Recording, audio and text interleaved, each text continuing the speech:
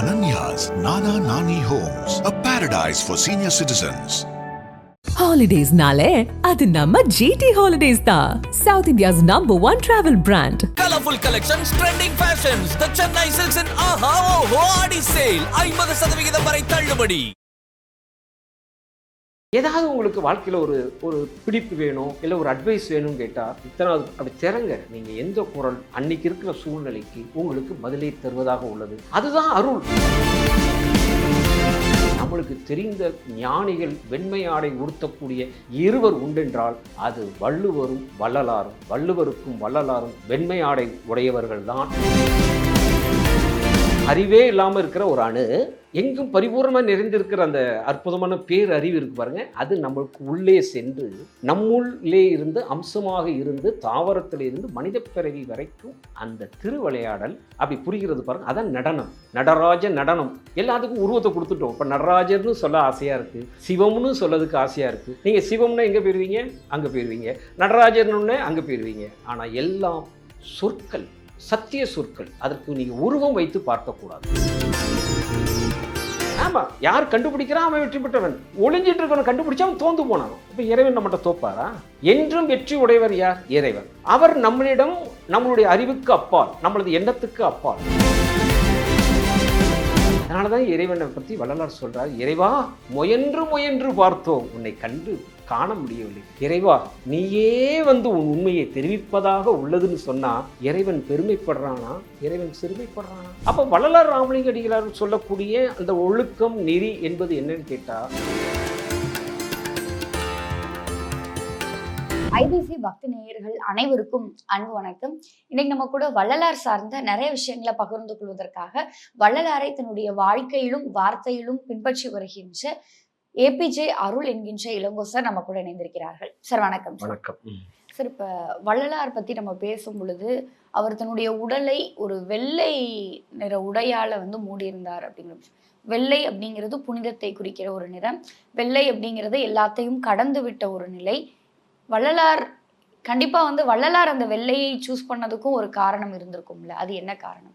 இது நான் வெண்மை என்றால் என்ன, காவி என்றால் என்ன அப்படின்னு நான் சொன்னோம்னா மகான் வள்ளலார் சொல்லியிருக்காருன்னு தான் சொல்றேன். சந்நியாசம் என்பது இந்த பிராக்டிஸ் எடுக்கக்கூடிய நேரமா. சந்நியாச உடையும் இறைவன் பற்றிய சிந்தனைக்குள்ள கலர் தான். அது ஒரு படித்து கொண்டிருக்கும் பொழுது ஒரு மாணவனுடைய அமைப்பு. அது இறைவனை பற்றிய ஒரு அந்த பயிற்சியில் இருக்கிற நிறத்துக்கு பேர் காவி. வெண்மை என்பது உண்மையை அறிந்து கொண்டவனுடைய அடையாளம். ஆக வெண்மை. வள்ளுவர் மாணவரா? வள்ளுவன் தமிழ் மொழியினுடைய ஒரு அடையாளம். வள்ளுவனுடைய நீ ஒரு திருக்குறளை வச்சுட்டு மேடம், உங்களுக்கு வாழ்க்கையில் ஏதாவது ஒரு சந்தேகம் இருந்தது வைங்களேன், நீங்கள் ஒரு ஒழுக்கம் நிறைஞ்சவங்களா, ஒரு உண்மை தெரிஞ்சவங்களா, ஒரு நல்ல குணம் உள்ளவங்களா இருந்தீங்கன்னு வைங்களேன், நான் ஒரு ரகசியத்தை உங்களுக்கு சொல்கிறேன். திருக்குறள் புக்கை வச்சுக்கோங்க. ஏதாவது உங்களுக்கு வாழ்க்கையில் ஒரு பிடிப்பு வேணும், இல்லை ஒரு அட்வைஸ் வேணும்னு கேட்டால் இத்தனாவது அப்படி திறங்க. நீங்கள் எந்த குரல் அன்னைக்கு இருக்கிற சூழ்நிலைக்கு உங்களுக்கு பதிலை தருவதாக உள்ளது. அதுதான் அருள். இது கடவுளுடைய அமைப்பில் நம்ம பேசுகிறோம். அப்போ வெண்மை ஆடை உடைய ஞானிகள் இந்த நாடை பொறுத்த வரைக்கும் நான் சொல்கிறேன். ஏன்னா பெரிய பெரிய தத்துவங்களும் கிரேக்கர்கள் சொல்லியிருக்கிறாங்க. நம்மளுக்கு தெரிந்த ஞானிகள் வெண்மை ஆடை உடுத்தக்கூடிய இருவர் உண்டென்றால் அது வள்ளுவரும் வள்ளலாரும். வள்ளுவருக்கும் வள்ளலாரும் வெண்மை ஆடை உடையவர்கள் தான். வள்ளலாருடைய கொடியில் பார்த்தீங்கன்னா மஞ்சள் என்பது அறிவு. ஒரு பிறந்த குழந்தை பார்த்தீங்களா, அது முதல்ல பார்க்கக்கூடிய கலர் மஞ்சள். அந்த மஞ்சள் என்னதுன்னா இறைவனுடைய பொன்னீர கலர். இறைவன் எங்கனமாக இருக்கிறான்னா எங்கும் பரிபூர்ணமாக நிறைந்திருக்கின்ற ஒளி, அதனுடைய பொன்னீரம்ங்கிறார் வள்ளலார். அந்த பொன்னீரத்தை பார்ப்பதற்கு வெண்மையான குணம், ஒழுக்கம் நிறைந்த குணம், எந்த கலருமே இல்லாமல். கலர்னு சொன்னாலே டிஃப்ரெண்ட் தானே. அப்போ வெண்மைங்கிறது நம்ம தமிழ் மொழி என்ன சொல்லுது? வெள்ளை மனசுதான். அப்போ அந்த வெண்மை என்பது ஒழுக்கத்தையும் அன்பையும் அறிவையும் கொண்டு இறைவனுடைய பொன்னிறமான நிறத்தை காண்பதற்காக உள்ளது. இந்த உண்மையை வள்ளலார் சிரசில் கேட்டிருக்கும்போது நடுவில் அந்த ஒரு அழகான நரம்பு வந்து இந்த அமைப்பில் இருந்துதான். அதை தான் அவர் கொடியாக வைக்கிறார். வெண்மைதான் முழுமை, காவி என்பது பயிற்சி காலத்தினுடைய நிறம், அடையாளம். சார், இப்போ என்னுடைய சின்ன வயசுலலாம் வந்து வள்ளலார் குறித்த போட்டிகளுக்கு போகும் பொழுது சில வரிகள் படிச்சிருக்கோம். அதில் வந்து அகத்தே கருத்து புறத்தே வெளுத்து இருந்த உலகர் அனைவரையும் சகத்தே திருத்த இறைவன் தம்மை வருவி கூற்றதாய் வள்ளற் பெருமான் சொல்லுவார் அப்படிங்கிற ஒரு விஷயம் இருக்கு. இப்போ கடவுளா பார்த்து வள்ளலார் அனுப்பிச்சு வச்சாரா, இல்லை வள்ளலார் தான் வாழ்ந்த காலத்தில் மற்றவர்கள் வணங்கக்கூடிய ஒரு மகானா மாறினாரா? வள்ளலார் அவதாரம் அப்படின்னு சொல்லக்கூடாது. வள்ளலார் நம்மளை போல்தான் ஒரு மனிதராக பிறந்தார். இப்போ அவதாரம் சொன்னால் ஆரம்பத்திலேருந்தே சிறப்பாக இருக்கணும்ல. ஒரு அவதாரம் அப்படிங்கிறது நம்மளை போலவா தப்புலாம் பண்ணிக்கிட்டு பொய்யெல்லாம் உரைத்து அதுக்கப்புறம் நான் சொன்னதெல்லாம் பொய், அதுக்கப்புறம் நான் உண்மையை கண்டேன், நான் கஷ்டப்பட்டேன், இது எப்படி மனித பிறவியாக இதில் வரும்? அவதாரம் ஆரம்பத்திலே சிறப்பாக இருக்க வேண்டியதானே. வள்ளலார் ஒரு அவதாரம் அல்ல, நம்மை போல்தான் மனித தேகம் எடுத்து வந்தவர். இதற்கு முதல்ல நான் ஒரு அடிப்படையாக அதை ஒரு உண்மையை சொல்கிறதா இருந்தால், இறைவனை தவிர மற்ற அனைத்தும் தத்துவம் என்கிறது சுத்த சன்மார்க்கம். இறைவன் ஒருவனே நித்தியம், அவன் எங்கும் பரிபூரணராக நிறைந்து விளங்குகின்ற ஒளி. அதில் தாவரத்திலிருந்து வள்ளலார் வரைக்கும் படைக்கப்பட்ட ஒரு உயிரினம் தான். நாம் சிற்றறிவு கொண்டு அறிவே இல்லாமல் இருக்கிற ஒரு அணு எங்கும் பரிபூர்ணமாக நிறைந்திருக்கிற அந்த அற்புதமான பேரறிவு இருக்கு பாருங்க, அது நம்மளுக்கு உள்ளே சென்று நம்முள்ளே இருந்து அம்சமாக இருந்து தாவரத்தில் இருந்து மனித பிறவி வரைக்கும் அந்த திருவிளையாடல் அப்படி புரிகிறது பாருங்க. அதான் நடனம், நடராஜ நடனம். எல்லாத்துக்கும் உருவத்தை கொடுத்துட்டோம். இப்போ நடராஜர்னு சொல்ல ஆசையாக இருக்குது, சிவம்னு சொல்லதுக்கு ஆசையாக இருக்குது. நீங்கள் சிவம்னா எங்கே போயிடுவீங்க? அங்கே போயிடுவீங்க. நடராஜர்னு அங்கே போயிடுவீங்க. ஆனால் எல்லாம் சொற்கள், சத்திய சொற்கள். அதற்கு நீங்கள் உருவம் வைத்து பார்க்கக்கூடாது. ஆக எல்லாம் உள்ளிடாய் சென்று பக்குவம் வருவித்து இறுதியாக நாம் பெற்ற சிற்றறிவெல்லாம் வளர்ந்து வளர்ந்து பேரறிவுடன் கலப்பது தான் நடனம். அதனால் வள்ளலார் ஒரு அவதாரம் இல்லை, நம்மை போல் மனிதர். அவர் உண்மையை விரைந்து தமிழ் மொழியின் துணை கொண்டு இறைவா நீயே தெரிவிக்க வேண்டும். இந்த இறைவா நீயே தெரிவிக்க வேண்டும் சொல்லும் பொழுது இறைவனை நம்ம பெரியவராக பார்க்குறோம். எப்படின்னு கேட்டிங்கன்னா, இப்போ ஒரு நம்ம கண்ணாமூச்சி விளையாடுவோம் பார்த்தீங்களா, எல்லாரும் ஒளிஞ்சிருப்பாங்க. இறைவன் ஒளிஞ்சு தானே இருக்கிறான். நம்ம இறைவனை பார்க்குறோமா? எல்லோரும் கும்பிட்ட கடவுள்லாம் நம்ம பார்த்துட்டா இருக்கிறோம். அப்போ இறைவன் எப்படி இருக்கிறார்? ஒளிந்து கொண்டு இருக்கிறார். ஒளிஞ்சவனை கண்டுபிடிக்கிறோம். கண்டுபிடிச்சிட்டா யார் வெற்றி பெற்றான்? ஆமாம், யார் கண்டுபிடிக்கிறான் அவன் வெற்றி பெற்றவன். ஒளிஞ்சிட்டு இருக்கவனை கண்டுபிடிச்சா அவன் தோந்து போனான். இப்போ இறைவன் நம்மகிட்ட தோப்பாரா? என்றும் வெற்றி உடையவர் யார்? இறைவன். அவர் நம்மளிடம் நம்மளுடைய அறிவுக்கு அப்பால், நம்மளது எண்ணத்துக்கு அப்பால் மறைந்து கொண்டு திரைகளுக்கு பின்பே அவர் மறைந்து கொண்டு இருக்கிறார். அவரை கண்டுபிடித்தால் யார் வெற்றி பெற்றவர்கள்? நாம் தானே. ஆனால் இறைவன் பெரியவன் என்று எப்பொழுது சொல்ல முடியும்? அவனே தன்னை காட்டினால் அன்றி அவன் பெரியவன் அல்ல. அதனால தான் இறைவனை பற்றி வள்ளலார் சொல்றார், இறைவா முயன்று முயன்று பார்த்தோம், உன்னை கண்டு காண முடியவில்லை. இறைவா நீயே உன் உண்மையை தெரிவிப்பதாக உள்ளதுன்னு சொன்னா இறைவன் பெருமைப்படுறானா? இறைவன் சிறுமைப்படுறானா? இறைவன் பெருமைப்படக்கூடியவன், அவன் பேரறிவாளன். ஆனால் அந்த பேரறிவுக்குள்ள அறிவும் உள்ளது, அறியாமையும் உள்ளது. இந்த அறியாமை அறிவை பெறுகிறது, அறிவு பேரறிவை உணர்கிறது.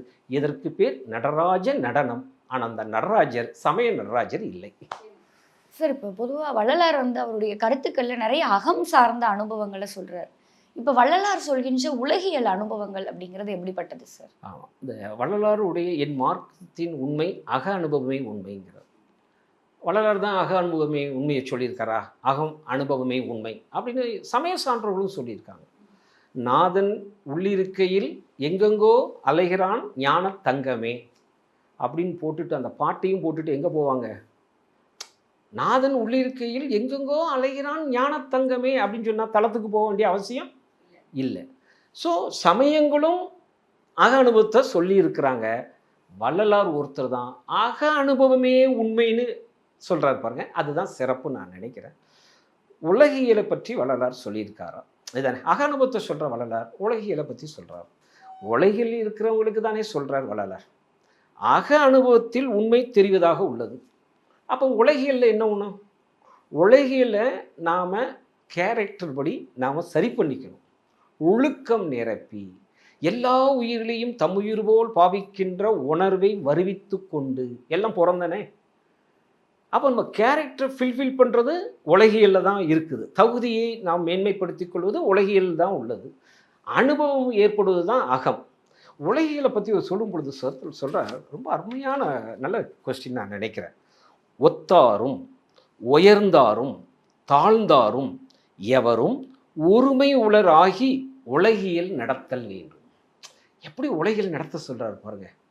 உலகத்தில் தாழ்ந்தவங்க இருப்பாங்க, உயர்ந்தவங்க இருப்பாங்க, ஒத்து போகிறவன் 3 விதமாக இருக்கார் பாருங்க. இவங்க கூட சேர்ந்து தான் நீங்கள் உலகியலை நடத்தணும்.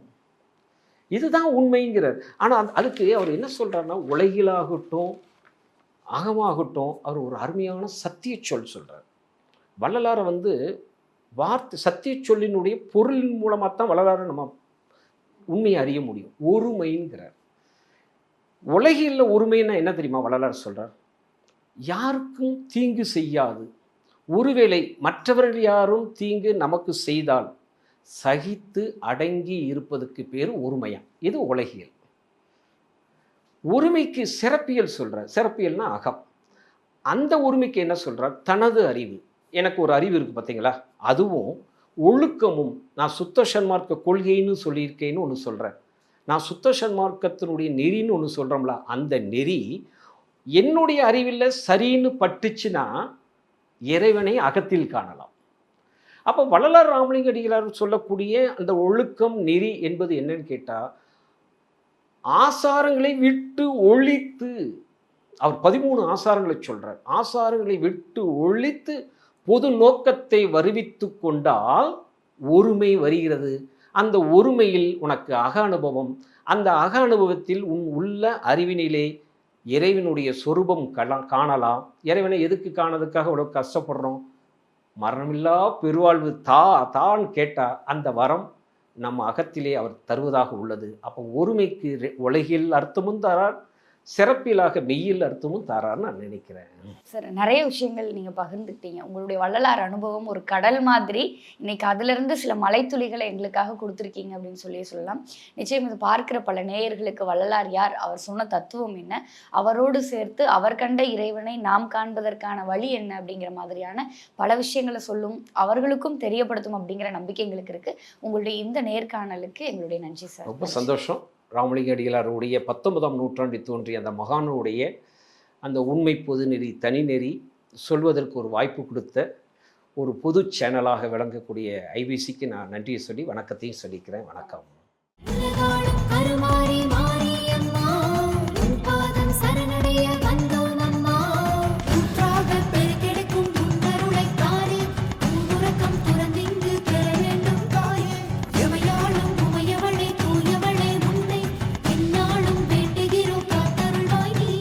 Ananya's Nana Nani Homes, a paradise for senior citizens. Holidays nale adu namma GT Holidays da, South India's #1 travel brand. Colorful collections, trending fashions. The Chennai Silks in Aha Oho Adi Sale 50% வரை தள்ளுபடி.